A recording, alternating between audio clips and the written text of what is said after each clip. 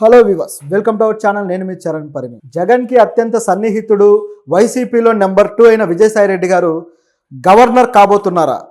ఒక హాట్ న్యూస్గా తయారైంది ఇది. సో విజయసాయి రెడ్డి ఏంటి, గవర్నర్ అవ్వడం ఏంటి, ఎందుకు అవుతాడు? ఆయనేమి కేంద్ర ప్రభుత్వంలో లేడు కదా, అలాగే బీజేపీ సభ్యుడు కూడా కాదు కదా, ఆయనకి ఎందుకు అటువంటి అవకాశం ఉంటుంది, అసలు ఏం జరుగుతుంది అనేది మనం ఒకసారి చూద్దాం. విజయసాయి రెడ్డి గారు గత కొద్ది కాలంగా మామూలుగా అయితే ఆయన ట్విట్టర్లో మంచి రచ్చ చేసే క్యాండిడేట్. ఆయన ట్విట్టర్లో ఎప్పుడు కూడా తెలుగులో మంచి రకం బూతులు ఏమన్నా ఉన్నాయంటే ఆయన వెతికి మరీ ప్రతిపక్షాల మీద వాడుతూ ఉంటాడు. చూడడానికి ఒక మంచి బ్యూరోక్రాట్లా కనపడతారు, కానీ ఆయన వాడే భాష మాత్రం ఎప్పుడు కూడా ఇబ్బందికరంగానే ఉంటుంటుంది. కాకపోతే వైసీపీకి ఉన్న పిల్లర్స్లో ఆయన కూడా ఒక బలమైన పిల్లర్. జగన్ గారికి సంబంధించిన ప్రతి నిర్ణయాలు కూడా ముందు ఆయన దగ్గరికి వెళ్ళే అమలవుతూ ఉంటాయి. అలాగే ఆయన్ని కలిస్తే చాలా పనులు అవుతాయి జగన్ తోటి అని గతంలో నమ్మేవాళ్ళు. సో అంత దగ్గర వ్యక్తి. సో గతంలో ఉత్తరాంధ్ర ఇన్ఛార్జిగా చేసినా కానీ, లేకపోతే మిగతా రాష్ట్రంలో మిగతా అనేక చోట్ల జగన్ చక్కబెట్టాల్సిన పనులన్నిటికీ కూడా విజయసాయి రెడ్డి గారు వెళ్ళి చక్కబెడుతూ వచ్చేవారు. అంతటి ప్రాధాన్యత కలిగిన వ్యక్తి ఇప్పుడు మాత్రం కాస్త జగన్ గారు ఆయన దూరం పెట్టడం, అలాగే విజయసాయి రెడ్డి గారు ఇక వాళ్ళిద్దరి మధ్య ఒక విధమైన గ్యాప్ వచ్చేసింది. అంటే ఒకరికొకరు దూరంగానే ఉన్నారు నిజం చెప్పాలంటే. ఎందుకు ఆ గ్యాప్ వచ్చింది, ఏం జరిగింది, రాజకీయాల్లో ఏమైనా గతంలో అంటే ఈ ఎలక్షన్ టైంలో జరగడానికి ఏమైనా జరిగాయని గమనించి చూస్తే మనకు కొన్ని విషయాలు అర్థమవుతాయి. దాంతోపాటు ఆయన గవర్నర్ అవ్వడానికి ఎక్కడ పావులు కదుపుతున్నాడు, అది సాధ్యమవుతుందా లేదా, దీంట్లో వైసీపీ నుంచి వచ్చిన సపోర్ట్ ఎంత, అలాగే ఏంటనేది ఒకసారి చూద్దాం.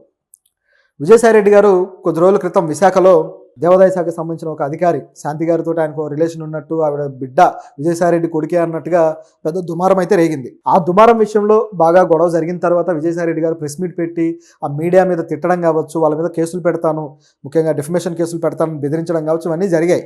సో అయిపోయిన తర్వాత ఇక ఆయన కొద్ది రోజులుగా కనపడడం లేదు, ఎక్కడ ఉన్నారు ఏంటనేది కూడా. అంటే ప్రత్యక్ష రాజకీయాలు ఆయన పెద్ద యాక్టివ్గా కూడా లేరు. నిజానికి ఈ కేసుకు సంబంధించి ముందు కూడా ఏదైతే ఆయన ఇష్యూ ఉందో, ఎఫ్ఐఆర్ ఇష్యూ, దాని ముందు కూడా ఈ వైఎస్ఆర్సీపీ తోటి ఆయన కాస్త దూరమే మెయింటైన్ చేస్తూ వచ్చారు. ఎందుకంటే ఎలక్షన్స్ అంతకన్నా ముందు కూడా, ఎలక్షన్స్కు ముందు జరిగిన పరిణామాలు విజయసాయి రెడ్డి గారికి కాస్త రివర్స్ అయ్యాయి. ఇప్పుడు అవే ఆయన్ని గవర్నర్ పదవి వైపు నడిపించాయని కనిపిస్తుంది. ఎలక్షన్స్ ముందు ఏం జరిగింది అని చూస్తే, ఎప్పుడైతే సజ్జల గారికి ప్రాధాన్యత ప్రభుత్వంలో పెరుగుతూ వచ్చిందో, ఈ నెంబర్ 2 కాస్త నెంబర్ 3కి నెంబర్ 4కి జరుపుకుంటూ వెళ్ళిపోయారు. సో చివరికి నెంబర్ 2గా సజ్జల గారు ఉన్నారు. ప్రభుత్వంలో హోల్ అండ్ సోల్ ఆయనే నడిపించారు. ఆయనకు సకల శాఖ మంత్రి అన్న బిరుదు కూడా ఇచ్చారు ప్రతిపక్షాల వాళ్ళు ఆ టైంలో. సో ఆ రేంజ్లో ఉండేసరికి ఇక విజయసాయి రెడ్డి గారి పనులు అయితే సాగలేదు. ఆ తర్వాత ఆయన ఎందుకనో పార్టీలో కాస్త సైలెంట్ అయిపోవడము, చివరికి ఆయనకి ఉత్తరాంధ్ర ఇన్ఛార్జ్ పదవి కూడా తీసేసేసరికి ఇంకాస్త అప్సెట్ అయ్యాడు. నిజానికి జగన్కి ఆయన చాలా ఆప్తుడు, ఎంతో ఇష్టమైన వ్యక్తి కాబట్టి 2 సార్లు ఆయనకి మంత్రి పదవి, రాజ్యసభ పదవి కూడా ఇవ్వడం జరిగింది. సో ప్రస్తుతానికి కూడా ఆయన ప్రత్యక్ష రాజకీయాల్లో పెద్దగా పాల్గొన్న వ్యక్తి కాదు. ప్రస్తుతానికి కూడా ఆయన రాజ్యసభ సభ్యుడు. అయితే ఈయనకి ఈ రాజ్యసభ సభ్యత్వం ఉండంగా గవర్నర్ ఎవరు చేస్తున్నారంటే బీజేపీ చేస్తుందట. మరి నిజంగా చేస్తుందా అంటే దీంట్లో కొన్ని క్వశ్చన్లు ఉన్నాయి. బీజేపీని ఆయన ఇట్లా ఈ మధ్యకాలంలో అమిత్ షాని వెళ్ళి కలిసి వస్తున్నాడు కదా పర్సనల్గా, అందరూ ఏమనుకున్నారంటే ఈ ఇష్యూ మీద ఏమన్నా యాక్షన్ తీసుకోండి, లేకపోతే టీడీపీని కంట్రోల్ చేయండి అని చెప్పడానికి అనుకున్నారు. ఆయన ఎందుకు వెళ్ళాడయ్యా అంటే గవర్నర్ పదవి అడగడానికి వెళ్ళాడు. సో అమిత్ షా గారిని కలిసి కాస్త తనకున్న ఇన్ఫ్లుయెన్స్ ఉపయోగించి బతిమాలి బామాలి ఏదో ఒక స్టేట్కి గవర్నర్ పదవి ఇస్తే ఆయన అక్కడ సెటిల్ అయిపోవచ్చు అని చెప్పేసి ఆలోచన చేస్తున్నట్టు కనిపిస్తుంది. మరి గవర్నర్ పదవి అంటే అంత ఈజీనా అంటే, మామూలుగా గవర్నర్ పదవులు ఆ పార్టీలో రాజకీయంగా ఆ పార్టీ కోసం బాగా పనిచేసి ఆ తర్వాత ఏ పదవులు తీసుకోకుండా ఉన్న వాళ్ళకి అవి ఇస్తూ ఉంటారు.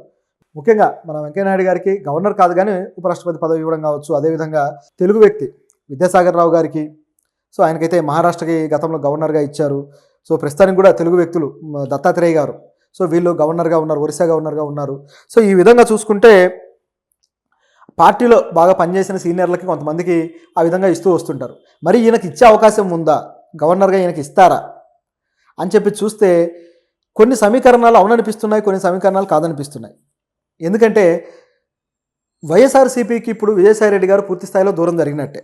ఆయన ఎఫ్ఐఆర్ ఇష్యూ వచ్చినప్పుడు కూడా ఎక్కువగా నెగిటివ్ వార్తలు అన్ని పత్రికలు రాస్తాయి క్యాజువల్గా, ముఖ్యంగా ఎవరైతే టీడీపీ శ్రేణులకు సపోర్ట్ చేస్తారో వాళ్ళు రాస్తారు. అదేవిధంగా సాక్షిలో కూడా ఆయనకు సంబంధించి నెగిటివ్ వార్తలే వచ్చాయి. దాంతో జగన్కి ఆయనకు ఉన్న గ్యాప్ అనేది క్లియర్ అయిపోయింది. ఓహో ఇంత గ్యాప్ ఉంది వీళ్ళ మధ్య అని. అంటే వాళ్ళ నాయకుడిని ఏమాత్రం కాపాడుకోవడానికి ఆ పార్టీ కానీ ఆ పత్రిక కానీ ప్రయత్నించలేదు, జగన్ కూడా వ్యాఖ్యానించలేదు. అలాగే ఆ పార్టీ తరపు నుంచి ఎవరు కూడా ఇది కుట్రపూరితం అని చెప్పి ఎవరూ అనలేదు. సో దాదాపు వాళ్ళు నమ్మినట్టే అనిపిస్తుంది. సో ఈ విధంగా ఆయన మీద నెగిటివిటీ వస్తే ఆయన ఇమీడియట్గా నేను పర్సనల్గా ఒక ఛానల్ తీసుకురాబోతున్నాను, నేను ఒక ఛానల్ పెడతాను అని చెప్పేసి ఆయన చెప్పడం జరిగింది. సో దీన్ని బట్టి చూస్తే సాక్షి అనేది వాళ్ళ పార్టీ కోసం ఒక ఛానల్గా ఉంది. సో అది కాకుండా ఈయన పర్సనల్గా ఒక ఛానల్ తెచ్చి దాంట్లో ఏం ప్రచారం చేయాలి, ఏ పార్టీకి మద్దతు ఇవ్వాలి? ఛానల్ అంటేనే ఎవరో ఒకరికి కొమ్ము కాస్తే తప్ప పని కాని రోజులు వచ్చేసాయి. కాబట్టి కొన్ని ఛానల్స్ పరిస్థితి ఆ విధంగా ఉంది. ఒకవేళ ఈయన తీసుకొస్తే రాజకీయంగా ఎలాగూ బలమున్న వ్యక్తి, ప్రాతినిధ్యం అంతా చేసిన వ్యక్తి కాబట్టి ఏదో ఒక పార్టీ పరంగా ఆయన ఐడియాలజీ ఉంటుందనేది చెప్పక తప్పదు. పైగా తనని దూరం చేసిన జగన్కి ఏమైనా సపోర్ట్ చేయడు కదా, ఖచ్చితంగా అక్కడ మరొక స్టాండ్ తీసుకుంటాడు. ఆ స్టాండే బీజేపీ. ఏపీ తెలంగాణలో బీజేపీకి అంటూ ఒక అధికారిక ఛానల్ ఏదైనా ఉందంటే అది ఇక విజయసాయిరెడ్డి ఛానలే కాబోతుందా అనే స్థాయిలో చూస్తుంటే ఆయన స్ట్రాటజీ కనిపిస్తుంది.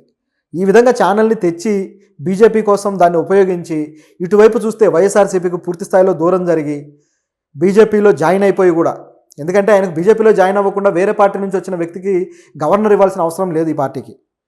ఖచ్చితంగా బీజేపీలో జాయినింగ్ అవుతేనే ఆయన లెక్కలోకి వస్తాడు. అప్పుడు ఆ పార్టీ ఆయన ఉపయోగించుకొని ఇవ్వడానికి ఛాన్స్ ఉంటుంది. సో ఆయన జాయిన్ అయితే తప్ప ఇది జరగదు. ఒకవేళ జాయిన్ కానీ అయ్యాడంటే ఇక వైఎస్ఆర్సీపీకి ఈయన తరపు నుంచి ఎలాంటి కౌంటర్లు ఉంటాయి, జగన్కి సంబంధించిన ఎన్ని ఆయన ప్రభుత్వంలో చేసిన విషయాలన్నీ బయటకు వస్తాయనేది మరొక సస్పెన్స్. అయితే ఈయన జాయిన్ అవ్వడం కూడా ఊరికే ఏం జరగదు. ఎందుకంటే ఇక్కడ కూడా అనేక తలనొప్పులు ఉన్నాయి ఆయనకి, విజయసాయిరెడ్డికి. ఏంటంటే పవన్ కళ్యాణ్, చంద్రబాబు వీళ్ళిద్దరూ ఒప్పుకుంటేనే ఇది జరుగుతుంది. ఎందుకంటే ఆయన రాజకీయ ఎరీనా ఏదైతే ఉందో అది పూర్తిగా ఆంధ్రప్రదేశ్. ఆయన రాజకీయం చేయాల్సింది, ఎంపీగా పోటీ చేస్తే ఒకవేళ చేయాల్సింది ఏం చేసినా సరే ఆంధ్రప్రదేశ్లోనే చేయాలి. కాబట్టి ఆయనకు ఉండే అవకాశం ఆంధ్రప్రదేశ్ ప్రభుత్వం నుంచే, వాళ్ళు ఏది చెబితే అది అన్నట్టుగా ఉంది ఇక్కడ పరిస్థితి.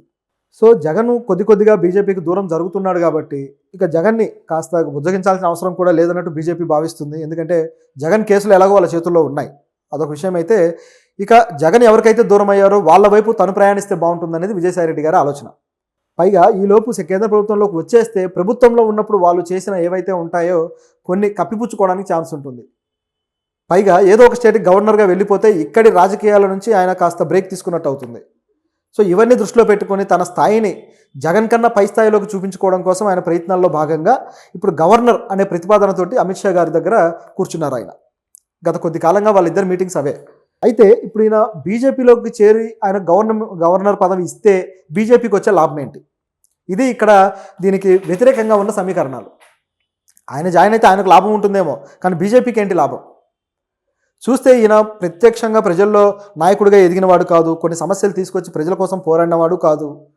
అదేవిధంగా ఎమ్మెల్యేగా 2 సార్లు 3 సార్లు గెలిచిన వ్యక్తో, లేకపోతే ఎంపీగా గెలిచిన వ్యక్తో అయితే ధైర్యంగా ఈయన దగ్గర ఓటింగ్ బలం ఉంది కాబట్టి ఈయన పనికొస్తాడనడానికి ఛాన్స్ ఉంటుంది.